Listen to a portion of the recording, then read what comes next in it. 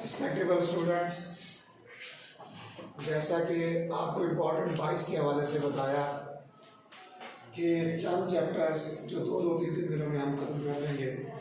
छोटा सिलेबस है और वो आधा पेपर आपका तकरीबन 40 नंबर का उसमें कवर हो जाएगा। इसमें से हम पहला चैप्टर आगाज़ करते हैं, चैप्टर 9। उसका क्वेश्चन नंबर 1 है और 1 का ए और बी पार्ट आपके सामने रखा। याद रहे कि इसके लिए पूरे 9.1 के लिए हमारे एक ही फार्मूला इस्तेमाल करना है, डिस्टेंस फार्मूला। इस डिस्टेंस फार्मूला को डी से ज़ाहिर करते हैं और इसे आप ए बी बार के साथ शो कर सकते हैं कि ए बी के दरमियान फासला। लिहाजा ये केस क्या है पहले समझ लीजिए कि ए 9.2 फर्ज करें ये पॉइंट है, इसका नाम हमने A9 रखा। इसी तरह एक और बी पॉइंट है और इस बी पॉइंट का हमने जो नाम रखा वो रखा 7.2 22 के बाद से। तो अब हम इस 7.2 वाले पॉइंट और इनके दरमियान का ये जो फासला बनता है, इस फासले को 4 सेंटीमीटर अच्छे जितना भी बताया मिलेगा, तो इस फासले के लिए ये फार्मूला इस्तेमाल होगा इन दो पॉइंट के दरमियान। लिहाजा इस फार्मूले का नाम है दो नुकात के दरमियानी फासला मालूम करने का फार्मूला। अब दो नुकात कौन कौन से हैं, ए और बी। ऊपर मैंने बार डाल दिया, बार का स्टैंड फॉर फासला है कि इन दो नुकात के दरमियान कितना फासला है। इसको बी से जाहिर करेगा, इससे जाहिर करेगा, आपकी मर्जी है। और इसका फार्मूला आपकी मैट्रिक लेवल पर तो किताब में जो मेंशन है वो कुछ इस तरह से है कि आपका x2 माइनस x1 बार के साथ square plus y2 minus y1 बार के साथ स्क्वायर और होल पे जो है वो जज़र। ये आपका फार्मूला आपने इस्तेमाल करना है। हम फर्स्ट एड के अंदर जाकर x1 minus x2 y1 minus y2 भी इस्तेमाल कर लेते हैं, लेकिन बहरहाल आपकी बुक में क्योंकि एक ही फार्मूला मेंशन किया गया है, एक ही स्टाइल से बयान किया गया है, आप इसी को फॉलो कीजिए। और कितना आसान काम है। पहले पॉइंट का पहला हिस्सा जो है वो आपका x1 कहलाएगा और पहले पॉइंट का दूसरा जो नंबर है वो आपका y1। इसी तरह यहाँ पर जो पहला है वो आपका x2 और यहाँ पर जो दूसरा है वो आपका y2। ये एक सवाल के लिए नहीं कह रहा, जितने भी सवाल डिस्टेंस फार्मूले के लिहाज से आप करेंगे सब के लिहाज से।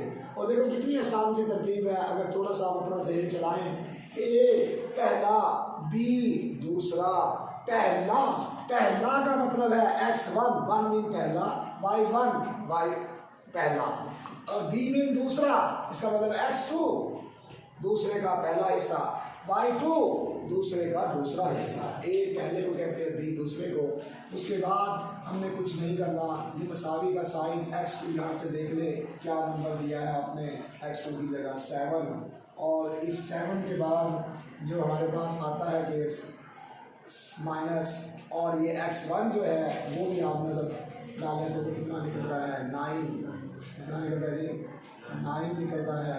तो ये आपका स्क्वायर हो गया प्लस y2 जो है वो 2 है और y1 जो वहाँ से देख लीजिए वो भी 2 है, लिहाजा इसका भी स्क्वायर। और इसमें एक और अहम बात भी आपको बताते चले कि यहाँ पर जो ये बार है, इस बार का मतलब मॉडुलस है, मतलब कीमत है, यानी कि इसके अंदर नफ़ी भी आया तो वो भी जमा हो जाएगा और जमा तो जमा होता ही है, जमा खुद से जमा। तो इस मतलब का मतलब है ऑल वैल्यूज़ जब किस विंडो से बाहर आएगी, मतलब कीमत से मॉडुलस से बाहर निकलेगी, वो जमा में कन्वर्ट हो जाएगी। लिहाजा जैसा कि आप याद रखिए -2 है। अब -2 जो है, अब उस -2 को मद्देनज़र रखें तो -2 के ऊपर जब हम बार लगाएंगे और यहाँ पर 0 और इसके ऊपर भी बार और उसके ऊपर जज़र। अब हम देखें यहाँ पर माइनस का जो डंडे हैं, पहले डंडे हटा लीजिए, 2 कर दें ऊपर 2। इसका मतलब है ये जो माइनस प्लस इस वजह से हुई कि आपने डंडे हटा दिए और ये 0 का 0 रहा। और इसके बाद इसको 2 से 2 कैंसिल करने की बजाय अच्छा अंदाज ये पहले से 4 कर लें और 4 की जो जज़र है वो आप 2 कर लें। इसी तरह यही फार्मूला एक बार फिर देखिए, क्वेश्चन नंबर बी के लिए।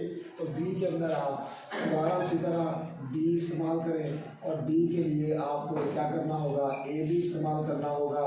ए बी के लिहाज से आपका फार्मूला वही x2 माइनस x1 और इसके ऊपर square plus y2 minus y2 minus y1 इसके ऊपर भी स्क्वायर, और सब पे हमने जजर इस्तेमाल करनी है। लिहाजा यहाँ पे आपके पास x2 क्या है, x2 यहाँ 3 है, माइनस x1 क्या है, वो 2 है, उसके ऊपर बार लगा के आइडिंग घंटे लगाकर उसमें 2, और इसी तरह y2 के लिहाज से -6 y2 है, और y1 जो है, अब देखिए एक माइनस आपके फार्मूले में मौजूद है और एक माइनस y1 के साथ लगी हुई है, यानी कि -6, दो माइनस, एक माइनस फार्मूले वाली है, दूसरी माइनस आपके डिजिट के साथ इस्तेमाल हो रही है। लिहाजा अब ये फिर स्क्वायर आ गया। अब 3 में से 2 जाए तो 1 बचता है, 1 का स्क्वायर प्लस इधर -6 है, इधर माइनस जमा 6 हो जाएगा, और जमा 6 के साथ आप इसका स्क्वायर लें, ये फिर जगह आ गई, और इसके बाद 1 का स्क्वायर 1 और डेटा से हटा लिया, और आगे जो है -6 + 6 वो 0 का स्क्वायर बन जाएगा। तो अब आप देखिए 1 का स्क्वायर 1 होता है, और 1 की जो जजर है वो भी 1 ही होगी, 1 की जजर भी 1 ही होगी। ये थे हमारे 9.1 के पहले 2 सवाल।